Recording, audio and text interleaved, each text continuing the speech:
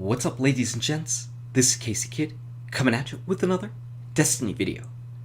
Today's video got completely screwed up. So let's just put this out there. I have to go to a funeral today. And it's going to take all day because we've got the funeral, the viewing, a repast afterwards. It's going to be a long day. So last night I decided, hey, I'm going to go ahead and be proactive. I'm going to get my video ready to go. And whenever we find out about the patch notes, I'm going to jump into Destiny. I'm going to check it out, see if it's viable, see if it works, and then we'll go ahead and publish it. Well, Bungie threw a big wrench into that. They updated the Dawning. I still do not have the Dawning patch on my PlayStation 4, which is why you're not seeing me run around in the tower with the Dawning on, but you're seeing some older gameplay. But what we also got was our patch notes. And number one in the patch notes is something that absolutely killed my video. So what I was going to do was I was going to see if the cheese to go ahead and complete the early part, the last word part of the Chaperone bounty, was still active. But when we take a look at the patch notes, Bungie puts out there, Crucible bounties and Jolly Holiday quests can no longer be completed in Sparrow Racing. So right there, that went ahead and killed that video, and I'm like, oh man. Oh man, we can't use that video, we can't put that video out there, and we have nothing for today. So what we're going to do is we're actually going to quickly talk about some of the really interesting features that I find in this particular patch note set. Some of them are really, really nice. So like I said, for starters, unfortunately, if you still have that Jolly Holiday quest with the Crucible and the last word, you're not going to be able to easily cheese it by putting on the last word and completing your Sparrow Racing. It's not going to work. But we do have some other more positive things. So for starters, for those of you that still complete those Iron Lord bounties, if you do the Archon's Forge and you've got a bounty that says, hey, you need to complete Shank bounties, well, you'll actually get more of those Forge offerings for Shanks if you have that Shank bounty that needs to be completed. And I think that's actually a pretty nice thing. That helps it so you don't have to run over and over and over again. And speaking of Shanks, they fixed that Perfected Shank offering, because the boss on Perfected Shanks was more difficult than any other offering boss out there. They're saying that they're reducing the shields on those Perfected Shank bosses. So I think that's really nice. Next up, we're going to move on over to Xur. And Xur's actually doing something that people have been asking for a long time. So back in the day, Xur used to sell exotic shards. Then they took it away. And now, apparently, on Friday, Xur should be selling exotic shards once again. So I think that is a positive thing. I don't really feel like I'm shard poor, but I know there are plenty of people who are, and new players who ever pick up Destiny are always exotic shard poor. They just always are, because when they get an exotic, they're not going to dismantle it, it's brand new to them. So I think this is a really positive thing. We don't know what the price will be. Before, it used to be, I think it was 7 strange coins for one exotic shard. We'll see if that inventory and that price stays the same. Also, Xur will no longer be selling exotic weapon ornaments. Well, nobody bought them because they were too expensive.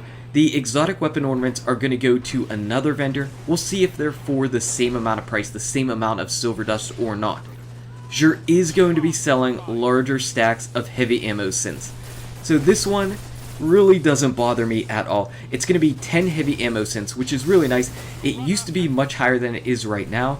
I think Bungie ended up changing it whenever people were using heavy ammo synths to go ahead and level up vendors and then level up really quickly during updates. But as we see right now, our vendor rewards that we get are 390, our light level is 400. It doesn't really help you to get to maximum light level at all. So I think Bungie's just like, whatever.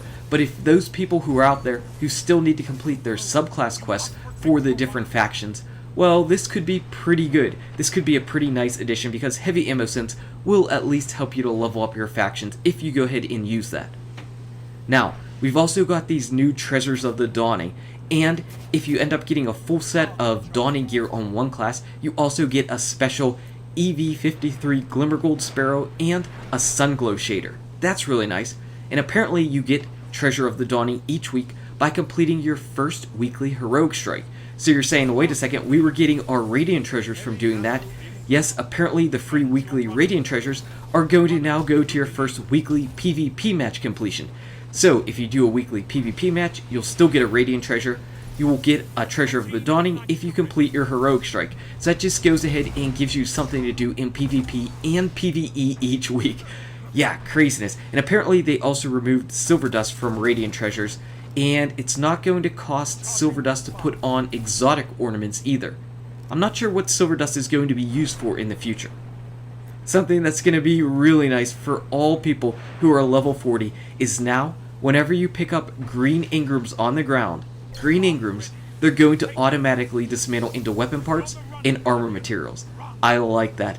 I like that a lot. I would even kind of like it for blues, but I understand why that doesn't happen for blues, because blues do have a chance to decrypt into legendary and sometimes even exotic items, so I don't really want to go ahead and rob myself of that slim chance of awesomeness happening.